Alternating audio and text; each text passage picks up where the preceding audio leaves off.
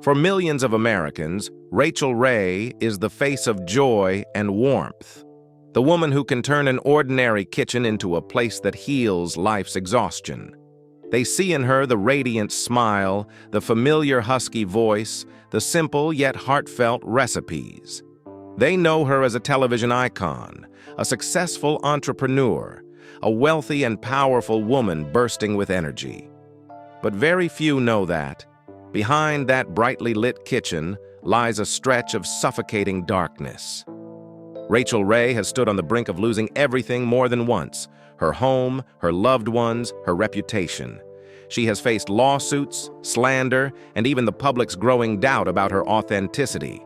From a friendly girl-next-door figure, she became the center of unwanted scandals, forced to fight for the one thing money could never buy: her honor. Behind the dazzling lights and the laughter-filled meals lies what the audience has never seen: the price Rachael Ray had to pay just to keep that smile alive. Because success isn't just cooked in the kitchen. It's forged through crisis, loss, and doubt. And perhaps this is the truth the world never saw. 30 years, 2 worlds, and one woman who has lived through both glory and heartbreak. Before becoming America's culinary icon, Rachael Ray was once a little girl growing up in a broken family, surrounded by the chill of winter and the clatter of old aluminum pans. She was born in 1968 in Glens Falls, New York, into a family of 3 children and a mother who worked tirelessly to keep them fed. When her father left, everything changed. Meals became scarce, sleep came in fleeting moments on the restaurant floor, and the image of her mother, Elsa, cooking, wiping tables, and wiping tears, burned into Rachael's memory as her first lesson in resilience. At just 8 years old, she moved with her mother and siblings to Lake George, a small, freezing town where restaurant work was all they had. Every day, Rachael followed her mother to the diner, learning to serve, wash dishes, clean tables, and listen to the laughter laced with exhaustion from the customers. In that air thick with smoke and grease, she began to understand. Cooking wasn't just a way to make a living. It was a way to make people feel less alone. But Rachael's childhood was marked not only by poverty, but by physical struggle. She suffered from chronic laryngitis, often losing her voice and struggling to breathe in the cold. The raspy tone that would later become her signature on television began with endless coughing fits and long nights huddled by the heater, clinging to the only warmth left in the house. While other children ran and played, Rachael knew the smell of dish soap, the sting of burnt food, and the ache of hands cracked from hours in icy water. Yet from that came a lesson no school could teach. If she could wash dishes through a Lake George winter, she could do anything. That harsh childhood didn't leave bitterness behind. It forged steel. It made Rachael Ray practical, independent, and unafraid of failure. In that small kitchen where she grew up, she didn't just learn how to cook. She learned how to love, to endure, and to stand tall. Even when the world seemed to leave her with nothing but calloused hands and a raspy voice. And from that place, amid the cold and the smoke, she began to dream of turning food into a language of kindness. When Rachael Ray left her home in Lake George for New York City, she carried nothing but determination and a fragile belief that hard work could lead to peace. But the city quickly taught her its first harsh truth: dreams alone don't keep you alive. Working over 100 hours a week at Macy's and Agatha and Valentina, Rachael was exhausted in her cramped apartment, dismissed by colleagues for having no culinary degree, and humiliated by customers who looked down on her. Then fate tested her in the cruelest way imaginable. Within a single week, Rachael was robbed and assaulted twice. The first time, her attacker slammed her against a door and pressed a gun to her back. She escaped only thanks to the pepper spray her father had given her. A few days later, the same man returned, dragged her into an alley, and beat her viciously with the butt of his gun. In just those few days, Rachael realized she had to leave New York, to escape fear, and to find herself again. Back in upstate New York, she started from zero, managing a restaurant, teaching small cooking classes for a handful of locals. Out of those lonely, disheartening days came the idea for 30-minute meals. Not to become famous, but simply to survive. And from that same place, the woman once beaten down on a New York street found the strength to change how America thought about cooking. Rachael Ray, America's new culinary queen, stepped into the spotlight with a resume that made people both adore and doubt her. A raspy voice, a modest girl next door from the mall look, and an open admission that she couldn't bake and had never attended culinary school. In a world dominated by fierce personalities and elite-trained chefs, she shouldn't have stood out. Yet within a decade, Ray built a media and business empire worth tens of millions. From 30-minute meals, the magazine Every Day with Rachael Ray, her long-running daytime talk show, to mobile apps and kitchenware lines. But the higher her influence reached beyond the kitchen, the louder the backlash grew. Food critics labeled her a TV cook, not a chef, mocking her for being all smiles on camera. Online, forums, even an entire website called Rachael Ray Sucks, ridiculed her for her guesswork cooking style and her overly cheerful demeanor. Even the veteran chefs didn't hold back. Anthony Bourdain publicly called her television's bobblehead, while Martha Stewart sneered that Ray's culinary approach was not good enough for me, dismissing her as more of an entertainer than a teacher. Branding controversies only deepened the skepticism. Her Dunkin' Donuts ad sparked backlash when her scarf was mistaken for a keffiyeh. The campaign was eventually pulled, and Bourdain mocked the deal as evil as selling meth to kids. On air, her pozole rojo recipe drew outrage from some Latin American viewers who called it disgusting, like dog food, and even went so far as to label it a hate crime. All of this unfolded alongside praise that she might be the next Martha Stewart, or even Oprah's successor in daytime TV, a paradox exposing a deep double standard. When Ramsay or Bourdain were celebrated for being fierce and demanding, Ray was dismissed for being too friendly, too approachable, for cooking like a regular housewife. But Ray never dodged the criticism.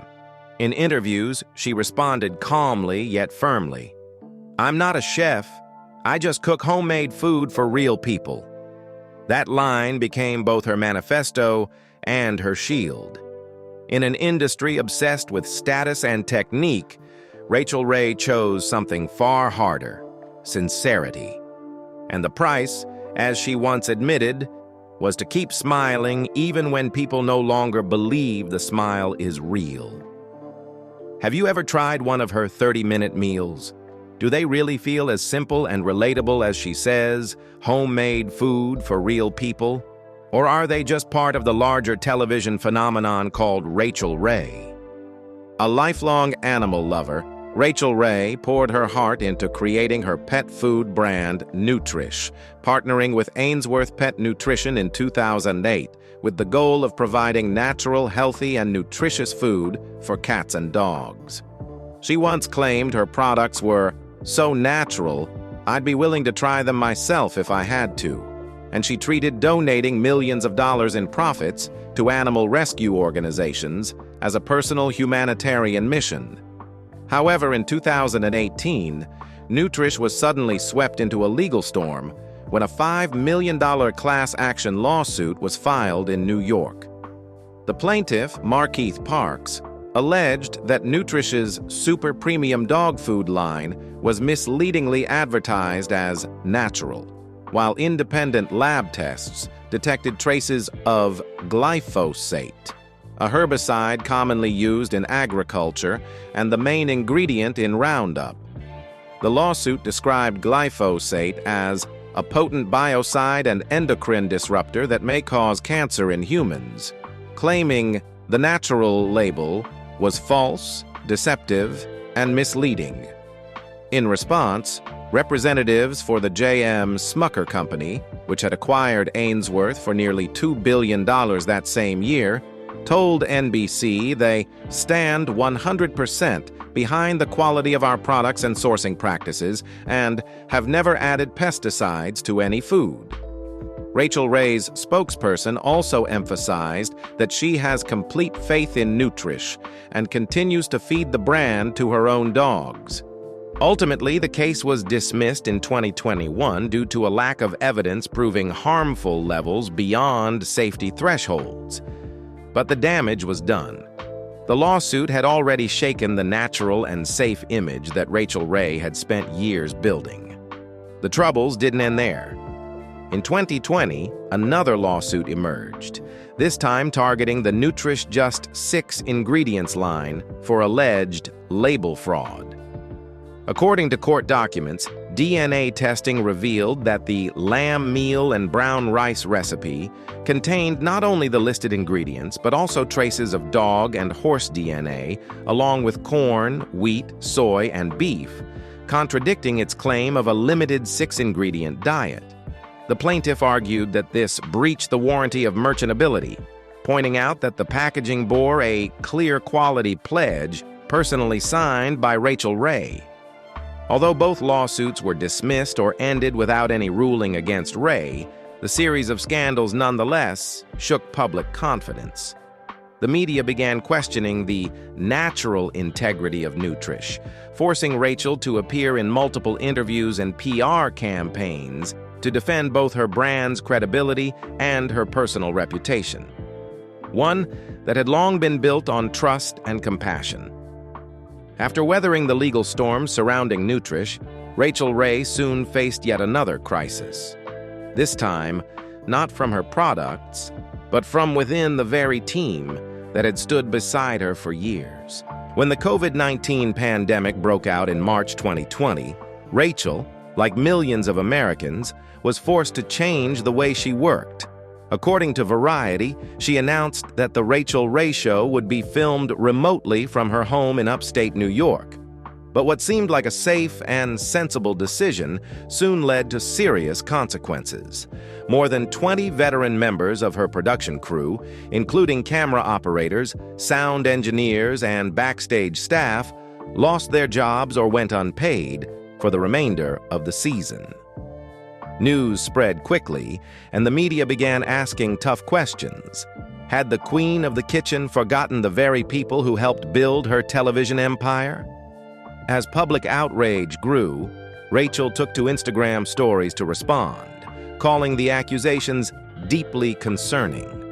She assured fans that she and CBS were working on compensation plans and emphasized, "My top priority is to ensure that we continue to fully fund their health care during this pandemic. I consider my co-workers family." Yet her reassurance did little to calm the backlash. According to Variety, by November 2020, the crew was officially informed that they would not be returning to the Manhattan studio for the rest of the season, meaning they had lost nearly 2/3 of their annual income. The incident shook Rachael Ray's image, once seen as a symbol of kindness and relatability.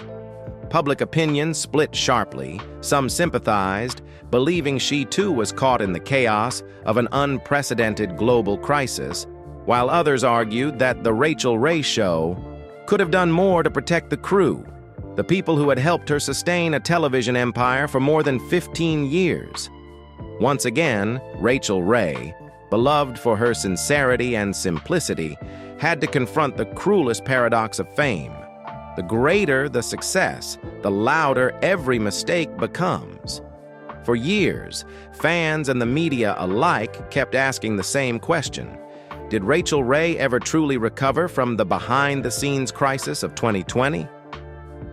According to Variety and Deadline, after the early phase of the pandemic, CBS Studios and the Rachael Ray Show production team signed temporary contracts to restore partial pay for crew members whose work had been disrupted.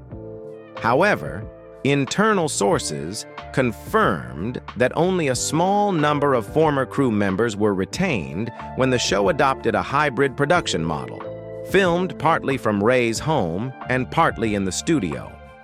Most of the traditional technical and backstage staff did not return to the Manhattan studio due to downsizing and significant post-pandemic budget cuts. By 2021, when The Rachael Ray Show officially resumed filming before a live audience in a smaller new studio, many former positions had been replaced by short-term contractors or newly hired CBS personnel. Rachael Ray no longer directly hired or managed her entire crew as before, as the show was now operated under the direct supervision of Harpo Productions and CBS Media Ventures. In an interview with The Hollywood Reporter, Ray admitted, "The pandemic changed everything. I lost so many people I considered family. Some found new jobs, some changed careers, and I understand that. But the hardest part was not being able to keep everyone with me." In other words, the financial issue was temporarily resolved, but the fracture within the Rachael Ray family never truly healed. Although the show continued for 3 more seasons before ending in 2023, the sense of warmth and camaraderie behind the scenes, the very spirit that had kept her crew loyal for over a decade, was no longer the same. And when Rachael Ray finally said goodbye to her self-titled talk show after 17 years, outlets like Variety and People observed that she ended the program in the light. But behind that light was a journey full of scars, where kindness and the pressures of fame did not always walk hand in hand. With over 20 published cookbooks and hundreds of signature recipes, Rachael Ray became one of America's most successful culinary authors. Yet behind the admiration lingered a quiet controversy. Did she actually create all the recipes for her shows and magazines herself? Or was she merely the face of a larger team working behind the scenes? In 2012, the New York Times published a provocative piece titled, "I'm a Ghostwriter for Cookbooks." The article revealed that ghostwriting was a common practice in the culinary publishing world, and subtly implied that Rachael Ray might be among those who used it. The report sent shockwaves through the industry. Fans who had long trusted her hands-on, down-to-earth image began questioning her transparency and professional integrity. Amid growing skepticism, Rachael addressed the issue directly on her television show. She admitted that producing a cookbook, from concept to completion, was an enormous task, and that she received help from an editorial team for organizing recipes, editing, and writing technical notes. However, she firmly stated that every recipe was created or adapted by her, drawn from real experiences in her kitchen. She said she personally cooked, tested, and annotated every dish, sometimes even jotting notes mid-preparation while dinner was still simmering on the stove. The controversy might have faded quietly, if not for the intervention of a famous ally.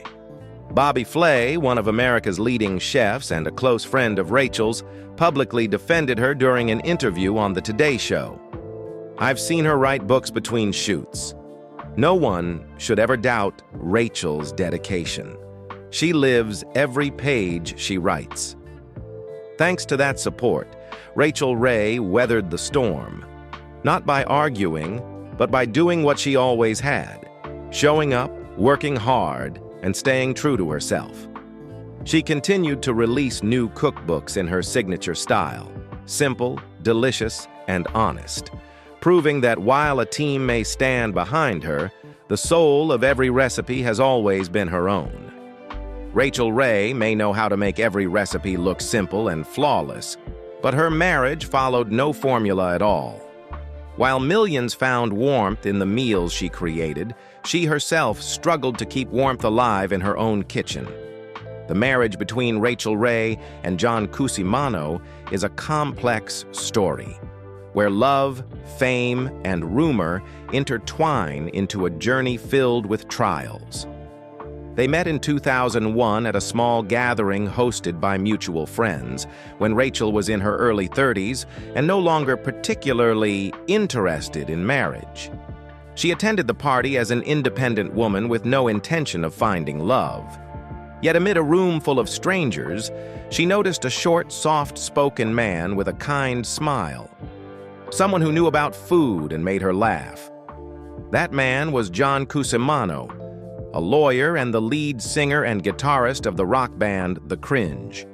Ironically, at first, Rachael assumed he was gay.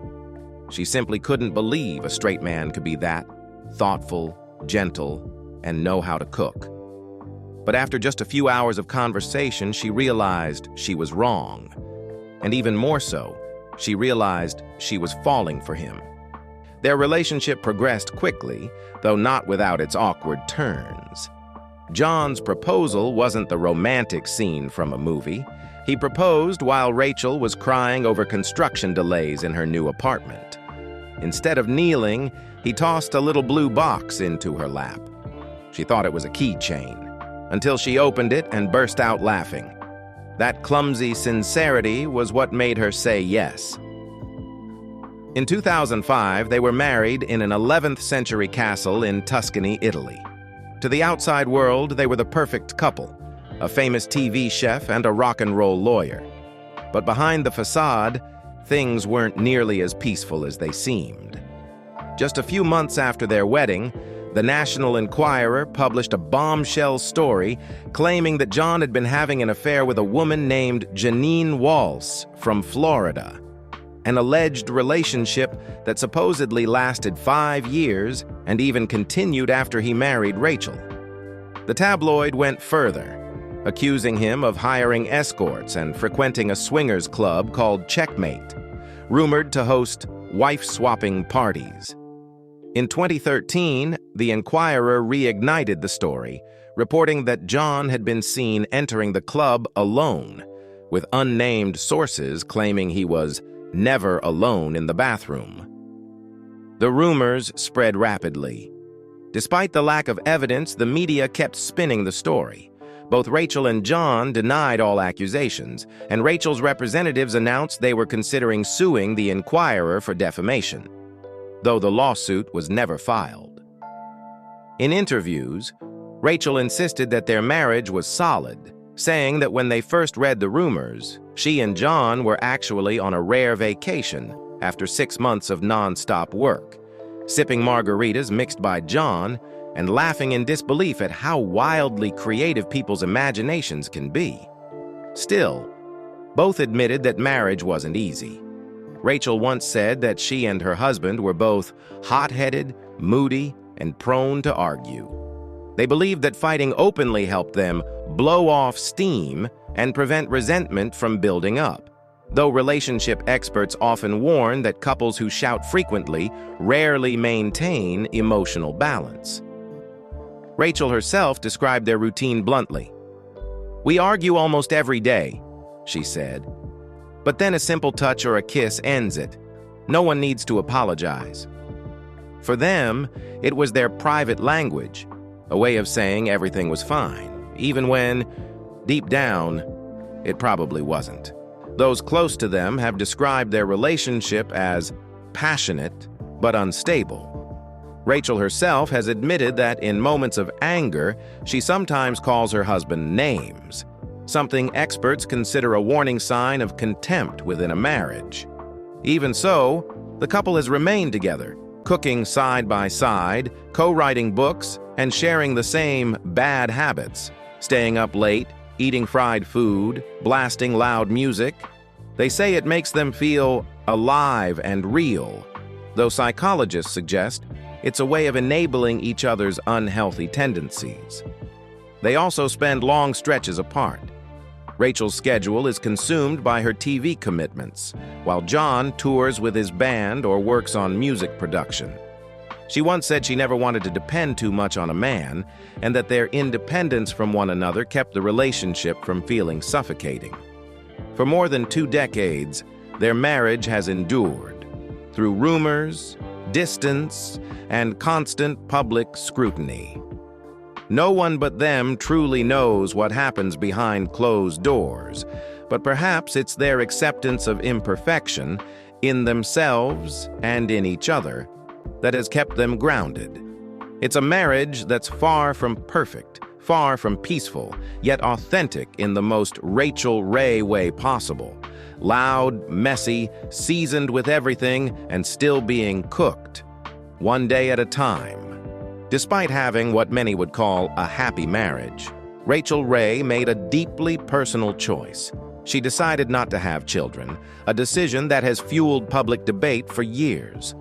In an interview with People in 2007, she shared that she was simply too busy to be the kind of mother a child deserves. It wasn't a lack of love or resources. With a fortune exceeding $100 million, raising a child was never the issue. What troubled her was time. To Rachael, motherhood couldn't just be something that fit between appointments. She feared the guilt of not being there every day, the exhaustion that might make her impatient or inattentive, and the possibility of becoming the kind of mother she never wanted to be. So, she chose honesty over obligation, deciding to live within her limits instead of forcing herself to meet society's expectations. Beneath that practical reasoning lay something more emotional. Rachael had grown weary of being asked over and over, "When are you having kids?" She understood that for many, motherhood defines womanhood, but she never believed that was the only measure. To her, love comes in many forms, and motherhood is just one of them. Not the only way to give or receive love. Rachael has never shied away from telling the truth about herself. In the past, she'd been in relationships that made her feel trapped, drained of energy, and stripped of creative space. She learned to say no, to protect her right to live her own life, and she sees that as a vital part of her growth as an independent woman. Instead of having children, Rachael chose to nurture love in other ways. She cares for her husband, her friends, her beloved dogs, and the millions of loyal viewers who followed her journey for decades. In one episode of The Rachael Ray Show, she even joked that she has millions of children living in her kitchen, on TV, and in her heart. For her, that too is a kind of motherhood. Not biological, but built through care, connection, and the daily act of giving. Though Rachael and her husband have weathered their share of conflicts, arguments, and turbulent periods, there's one thing on which they've always completely agreed: not having children. Both believe that this choice allows them to maintain their own rhythm in life and prevents additional pressure on a relationship already full of ups and downs. Rachael has often described it as a decision that keeps us balanced, a way to love each other, to work together, without losing themselves in the roles of parents. While some have criticized the decision as selfish, Rachael has never regretted it. She sees it as an expression of freedom, the freedom to choose the path that brings her the greatest happiness. To her, freedom does not mean loneliness. It means the ability to live and to love on her own terms. She believes that knowing one's limits and having the courage to say no to what doesn't belong to you is the foundation of lasting happiness. Rachael Ray has never looked back on her choice with regret, only with quiet conviction. In a world where everyone keeps asking, "When will you have children?" she smiles and answers in the simplest way possible. "I'm already nurturing a life, the one I love living." Beyond the gossip and malicious speculation about her marriage and personal choices, even Rachael Ray's health has often been exaggerated, adding yet another layer of pressure to her public life. In 2006, a cruel wave of rumors suddenly swept across America, leaving fans anxious and confused.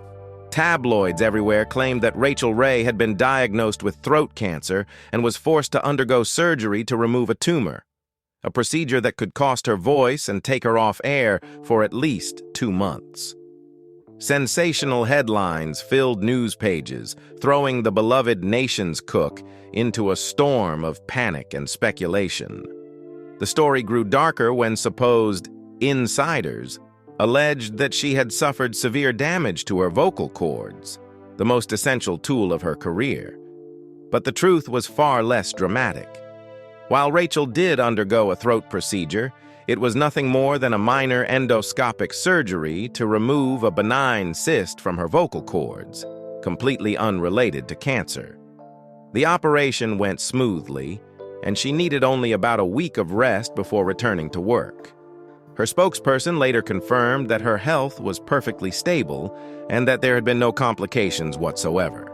True to that statement, just days later, Rachael appeared back on Food Network, radiant and cheerful, as if nothing had happened.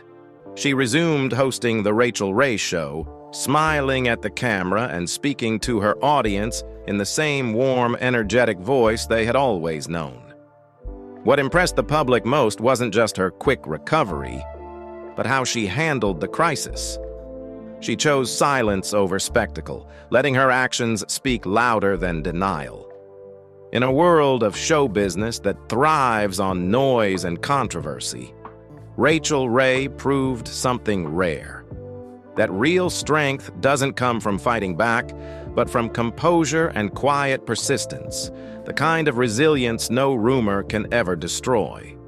After years of enduring career pressures and relentless public scrutiny, Rachael Ray seemed almost immune to turmoil until tragedy struck. The sudden death of her beloved aunt, the woman she loved like a mother, was not her fault.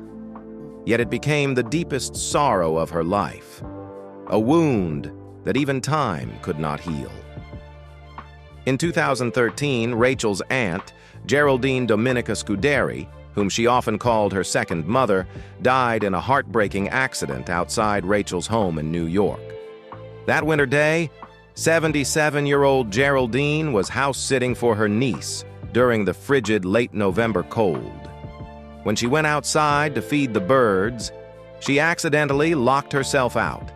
Stranded in the freezing air, she tried desperately to break a window and re-enter the house, but collapsed from exhaustion and hypothermia. Her body was discovered the next morning. The shock of Geraldine's passing devastated Rachael. This was the woman who had stood by her during her early struggles, comforting her, caring for her, and treating her as her own child. But grief soon gave way to pain of another kind, the sting of blame.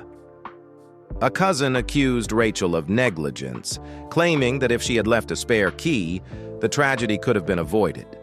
He suggested that Rachael's busy schedule and lack of attention had indirectly caused her aunt's death, an accusation that cut her deeply.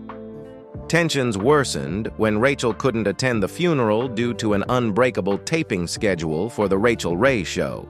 Some relatives accused her of shedding only a single tear for the woman who had helped raise her, and the media seized on the story, turning her private grief into public gossip.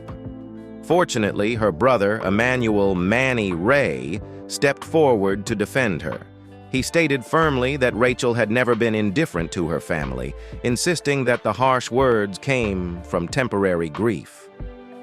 Rachael works not just for herself, he said, but for the entire Ray and Scuderi family. She has always carried that responsibility in her heart. Even after years have passed, the memory still lingers like a scar.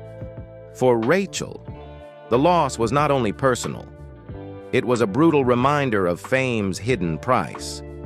When the lights fade and the applause stops, what remains are not the triumphs, but the people we've lost along the way.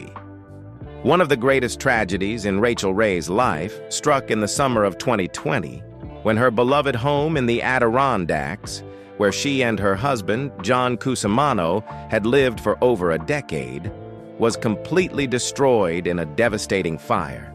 It wasn't just a house, it was her sanctuary. The place where she cooked, wrote, and filmed countless episodes of The Rachael Ray Show during the pandemic. That fateful night, the fire began in the chimney and quickly spread through the wooden structure. Rachael and John barely escaped with their dog before the flames engulfed everything. She later told People magazine, "We lost everything. Every photograph, every keepsake, every note my mom ever wrote me, all turned to ash. But at least we still have each other." When the blaze was finally contained, nothing remained but charred ruins. Yet Rachael didn't crumble. She began rebuilding, not just with new materials, but with the same inner strength that had carried her through every past storm. During reconstruction, she tried to preserve the soul of the old house, the layout, the wood tones, even the warmth of the kitchen. But this time, she chose a metal roof and modern fireproof systems to protect what truly mattered. Less than a year later, Rachael turned the page. In 2021, she bought a home in Tuscany, Italy, the land she had always dreamed of retiring to. She personally oversaw every detail of its restoration and documented the process in her Hulu series Rachael Ray's Italian Dream Home.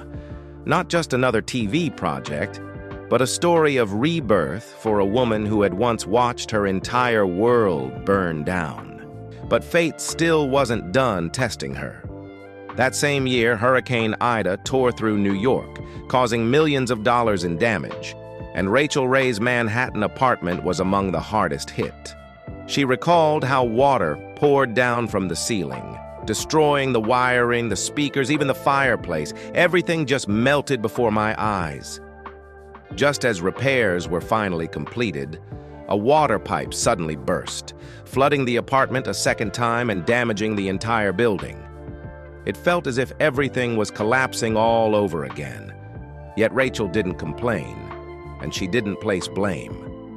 After nearly a year of restoration, she returned to her rebuilt apartment just in time for Christmas 2021, surrounded by the cozy space she had recreated with her own hands. On her show, she shared her quiet joy as she decorated the tree and rearranged her kitchen, describing it as a ritual of rebirth. Her raspy voice carried warmth as she said, "Everything can be destroyed, but if you still have love and passion, you can always start over."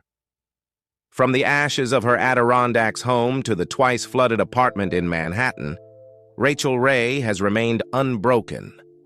Not because she never fell, but because every time she did, she rose again, with her own hands and an unyielding spirit that refuses to be defeated. Today, Rachael Ray and her husband, John Kusimano, are settled in Tuscany, Italy, a peaceful refuge after years of turbulence. Yet amid the serenity, fans can't help but wonder, is her health beginning to show signs of strain? In September 2024, Rachael posted an Instagram video paying tribute to her late friend, legendary singer Tony Bennett. In the clip, she prepared ossobuco, the traditional braised veal dish Bennett had loved, while recalling a dinner they once shared at her home. She remembered how, as Bennett sat down, his chair slipped, and he fell. "I almost killed Tony Bennett," she said half-jokingly, before smiling and adding that he was perfectly fine, and even ate double portions of ossobuco that night. But what caught viewers' attention wasn't the story. It was her voice. In the video, Rachael spoke more slowly than usual, her tone slightly shaky and raspier, her words occasionally slurred. Almost instantly, the comments section filled with concern. Is she okay? Did Rachael have a stroke? Why is she stuttering? The speculation spread quickly, as it always does when a familiar television face changes, even in the smallest way. Through it all, Rachael chose silence, neither confirming nor denying anything. It wasn't until October 2024, during an episode of her podcast, I'll Sleep When I'm Dead, that she shared a glimpse of the truth. She admitted to having suffered a few serious falls recently, describing times when she felt weak and days that were very dark. Yet she offered no details about the cause or her current condition, only hinting that the period had been far from easy. In 2025, concern for Rachael Ray's health flared up again after a new video of her went viral. In the clip, she appeared to slur her words slightly, her speech slower and softer, her energy noticeably calmer than before. Some fans expressed worry, urging her to get a medical checkup, while others defended her, saying the changes were simply part of aging or lingering effects from her previous falls. One widely shared comment read, "She's just getting older. Not every change needs to be turned into an illness." As social media buzzed with speculation, Rachael kept working. According to TV Insider, she appeared healthy and lively in promotional videos for her upcoming projects, Meals in Minutes, and Rachael Ray in Tuscany. She still smiled, still spoke with that unmistakable, raspy, warm, and vibrant voice, as if to remind everyone that her passion had never dimmed. To this day, Rachael Ray has made no official statement about her health. No explanations, no reassurances, no denials. Perhaps, as she has done so many times before, she prefers to let her actions speak louder than her words. And in every new frame filmed in Tuscany, viewers still see the same Rachael Ray they've always known. No longer a symbol of perfection, but a real woman who has endured enough to understand that sometimes the greatest strength lies in silence and in simply carrying on. Rachael Ray's life has never been the story of a perfect woman. It's the story of someone brave enough to live truthfully, even when faced with fire, rumors, and the quiet wounds of her own body. She never tried to prove her strength. She simply refused to give up. And perhaps that's what matters most. When everything around us falls apart, we must keep our own kitchen, the place where the heart resides, warm. Because as long as there is warmth, we can begin again, cook again, and live again. What about you? Have you ever had to stand back up after life knocked you down? And how did you keep the fire inside you from going out? Share your thoughts below. And if Rachael's story touched your heart, don't forget to subscribe to join us on this journey of real, resilient, and deeply human stories.